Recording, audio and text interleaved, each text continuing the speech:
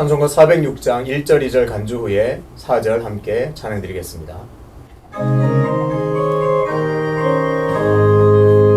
고난의 영혼 편히 쉴 곳과 풍랑이 너도 안전한 곳 높은 거지도 다스리시는 주의 영원한 팔을 지혜 주의 영원하신 팔 함께 하사 항상 나를 붙드시니 어느 곳에 가든지 요동하지 않으는 주의 팔을 의지함이라.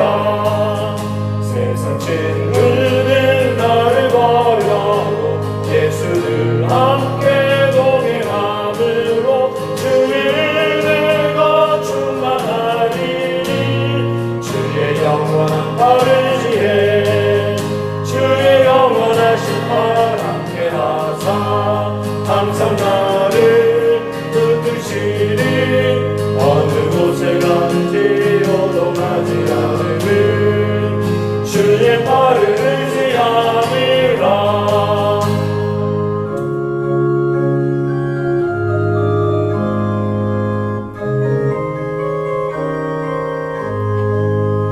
능치 못한 것 주께 없으니 나의 인생을 주께 맡기며 나의 모든 짐 대신 지시는 주의 영원한 팔을 지혜 주의 영원하신 팔 함께 하사 항상 나를 붙드시니 어느 곳에 가든지 요동하지 않으는 주의 팔을 의지함이라.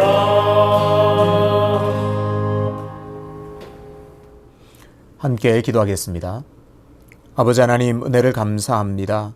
새벽마다 우리를 깨워서 은혜의 보좌로 이끌어 주심을 감사합니다.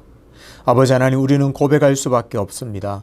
하나님의 은혜가 아니면, 하나님의 돌보심이 아니면 우리는 한순간도 살 수 없습니다. 그러니 하나님, 오늘도 흡족한 은혜를 내려주셔서 주님의 능력으로 살아갈 수 있도록 선한 선물과 은혜를 허락하여 주시옵소서. 하나님, 전 세계가 여전히 코로나 때문에 몸살을 앓고 있습니다. 더군다나 또 장마로 인하여 전국 곳곳에 피해를 입은 많은 곳이 발생하였습니다. 하나님, 위로하여 주시고 또 선하고 아름답게 우리를 인도하여 주셔서 어렵고 힘든 가운데도 주님 바라보며 살 소망 가지도록 인도하여 주시옵소서. 또 교회가 도울 곳이 없는지를 돌아보게 하여 주셔서 그들에게 정말 빛과 소금이 될 수 있는 기회로 삼게 하여 주시옵소서. 하나님, 그들을 위해서 기도합니다. 그들이 참으로 하나님을 의지하게 하시고 하나님 주신 은혜로 말미암아 하나님 힘과 용기를 얻도록 붙들어 주시옵소서.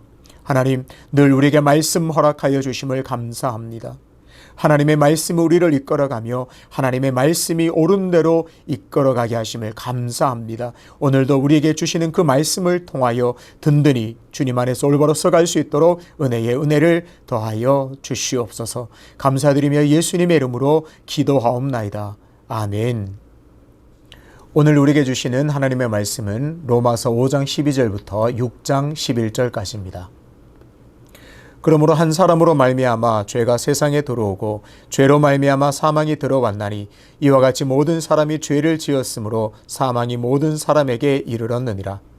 죄가 율법이 있기 전에도 세상에 있었으나 율법이 없었을 때에는 죄를 죄로 여기지 아니하였느니라. 그러나 아담으로부터 모세까지 아담의 범죄와 같은 죄를 짓지 아니한 자들까지도 사망이 왕노릇하였나니 아담은 오실자의 모형이라. 그러나 이 은사는 그 범죄와 같지 아니하니 곧 한 사람의 범죄를 인하여 많은 사람이 죽었은즉 더욱 하나님의 은혜와 또한 한 사람 예수 그리스도의 은혜로 말미암은 선물은 많은 사람에게 넘쳤느니라.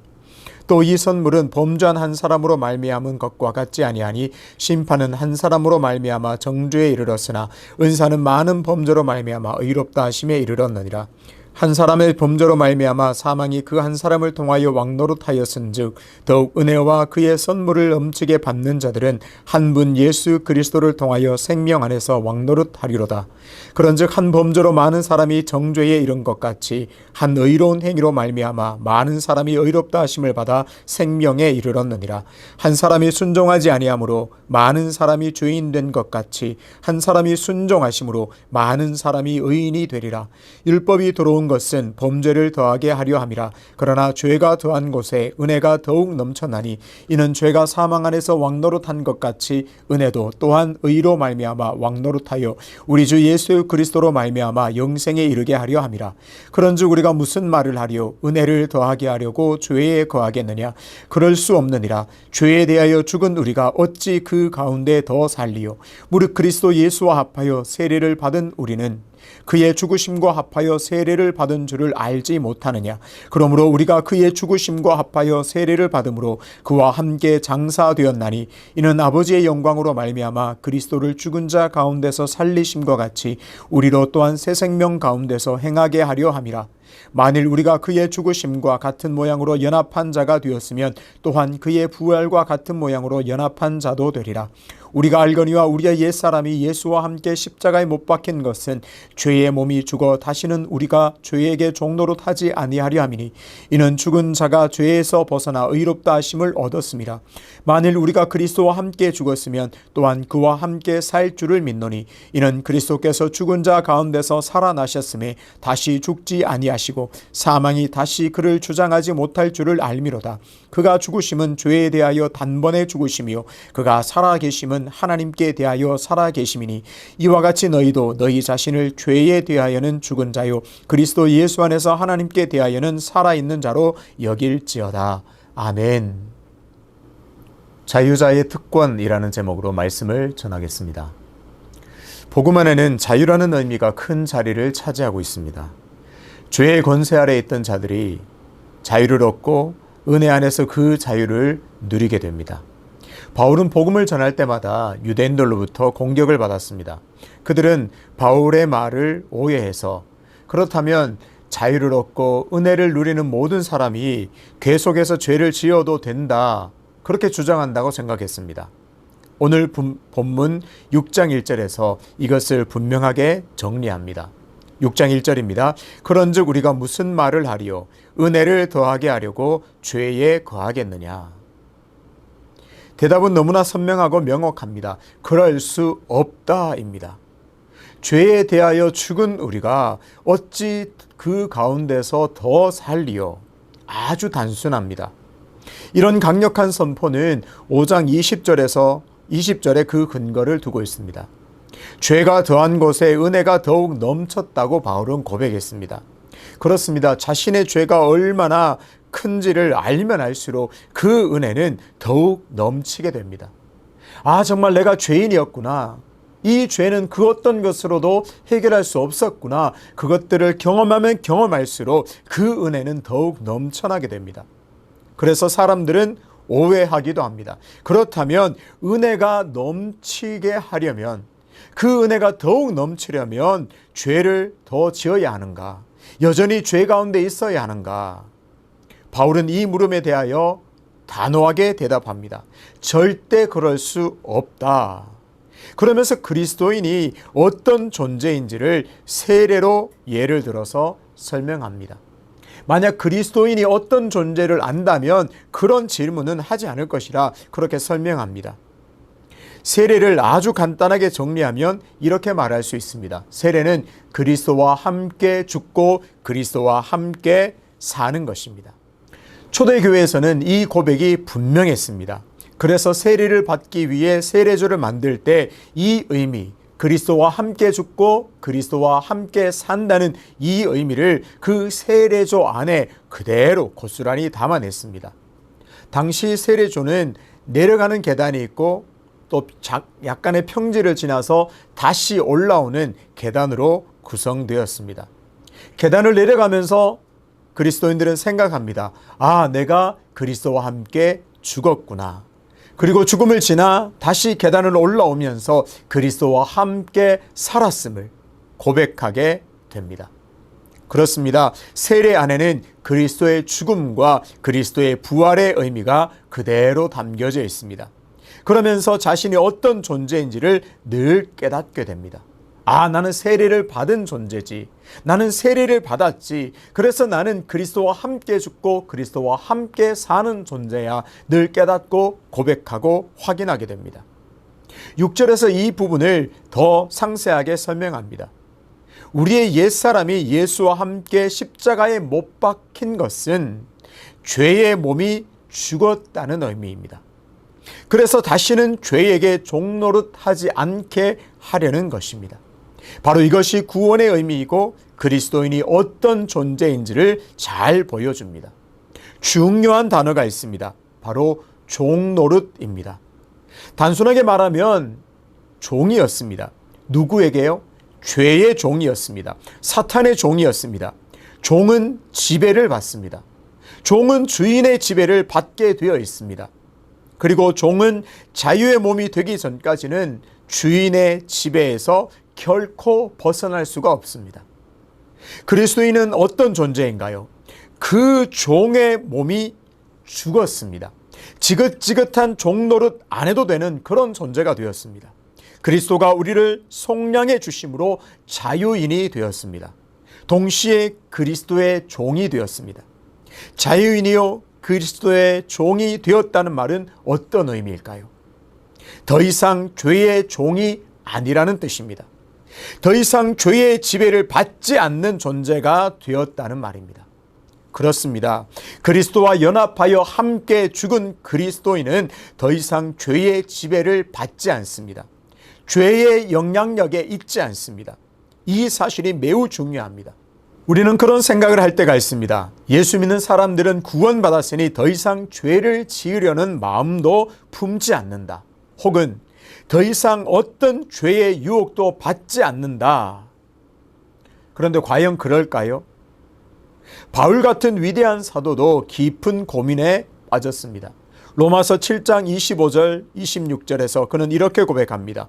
오호라 나는 곤고한 사람이로다. 이 사망의 몸에서 누가 나를 건져내랴.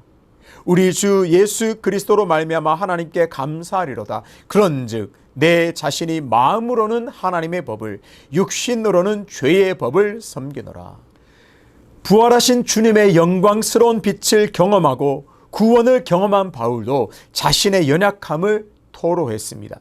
구원받았다고 해서 이 모든 죄에 대한 유혹이 사라진 것은 아닙니다. 오늘 1절의 질문, 은혜를 더하게 하려고 죄에 거하겠느냐? 이것을 오늘 현실의 문제로 가져온다면 그리스도인은 어떻게 그렇다면 죄의 유혹을 이길 수 있는가? 그렇게 바꿀 수가 있겠습니다.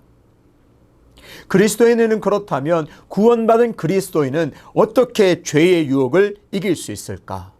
그 첫 번째가 바로 나는 그리스도와 함께 죄에 대하여 죽었다는 것을 고백하고 선포하는 겁니다. 구체적으로 더 이상 죄가 나를 지배하지 못함을 선포해야 합니다. 예수 믿기 전에는 죄에 대하여 무감각했습니다. 그것이 죄인 줄도 몰랐습니다. 관심이 없었습니다. 그런데 그리스도 안에서 자유를 얻은 우리는 죄에 대하여 저항할 수 있습니다. 아, 이것은 죄구나. 그것을 저항할 수 있고 거부할 수 있고 우리는 몸부림칠 수 있습니다. 성령께서 일하심으로 죄를 깨닫게 하시고 그 죄로부터 벗어나도록 몸부림칠 수 있습니다. 그러면서 우리는 고백해야 합니다.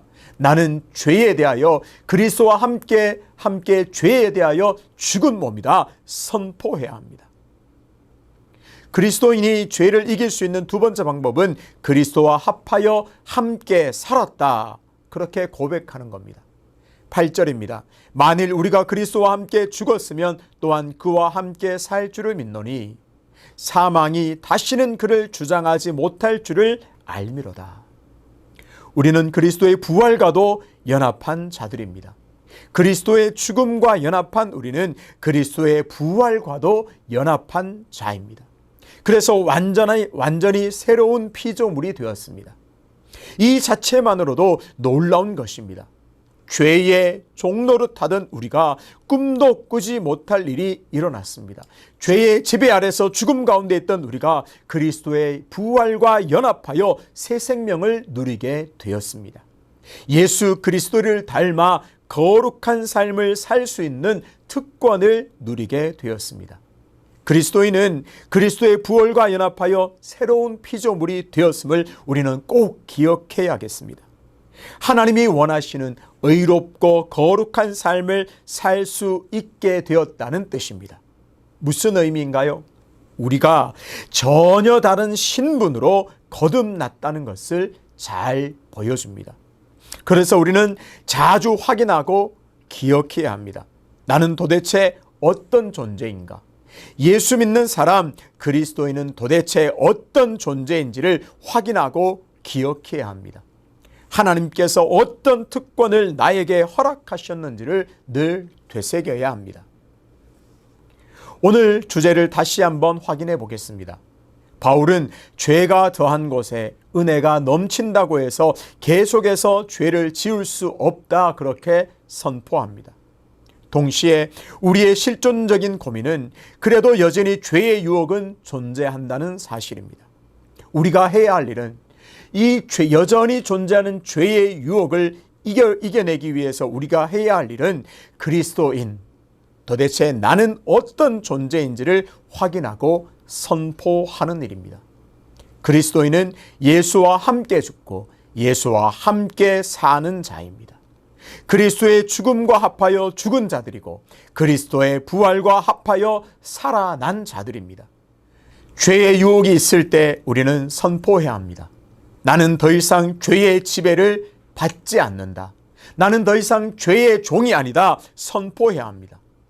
또한 동시에 부활의 영광으로 새로운 피조물이 되었음을 고백해야 합니다. 부활의 몸으로 부활의 영광으로 새로운 피조물이 된 나는 하나님이 원하시는 거룩한 삶을 살기를 원한다. 그렇게 살겠노라 선포해야 합니다. 이 능력 있는 선포로 말미암아 늘 나에게 찾아오는, 늘 나를 속이는 그 사단의 속삭임으로부터 우리는 이겨낼 수 있습니다. 그 사단의 유혹으로부터 우리는 승리를 되찾을 수 있습니다. 이것이 구원받은 자유자가 누리는 특권입니다. 내가 어떤 존재인지를 확인하고 고백하는 길이 곧 죄의 유혹을 이기는 방법입니다. 그것이 우리가 받은 은혜를 확인하는 길입니다. 오늘의 말씀을 깊이 새김으로 죄의 지배를 받던 나는 이미 죽었다 선포하고 고백하심으로 예수와 함께 다시 살아 거룩한 삶을 살아가노라 고백하심으로 늘 넘치는 은혜를 경험하며 사시기를 주님의 이름으로 축복합니다. 아버지 하나님, 은혜를 감사합니다. 오늘 귀한 말씀을 통하여 예수와 함께 죽은 나는 더 이상 죄에 머무를 수 없다는 사실 깨닫게 하게 하심을 감사합니다. 하나님, 그러나 여전히 우리 가운데 존재하는 죄의 유혹을 이길 수 있는 방법도 알게 하심을 감사합니다. 나는 더 이상 죄의 지배를 받을 수 없는 존재임을 고백하게 하시고 늘 부활의 영광과 부활과 연합하여 새로운 피조물이 되었음을 고백하게 하심으로 하나님이 원하시는 의롭고 거룩한 삶을 살겠노라 그렇게 살아갈 수 있는 존재가 되었음을 확인함으로 말미암아 죄의 유혹을 이기고 늘 넘치는 은혜를 경험하는 우리 모두가 될 수 있도록 은혜의 은혜를 더하여 주시옵소서. 연하여 주님 가르치신 기도로 기도하오니 하늘에 계신 우리 아버지, 아버지의 이름을 거룩하게 하시며 아버지의 나라가 오게 하시며 아버지의 뜻이 하늘에서와 같이 땅에서도 이루어지게 하소서.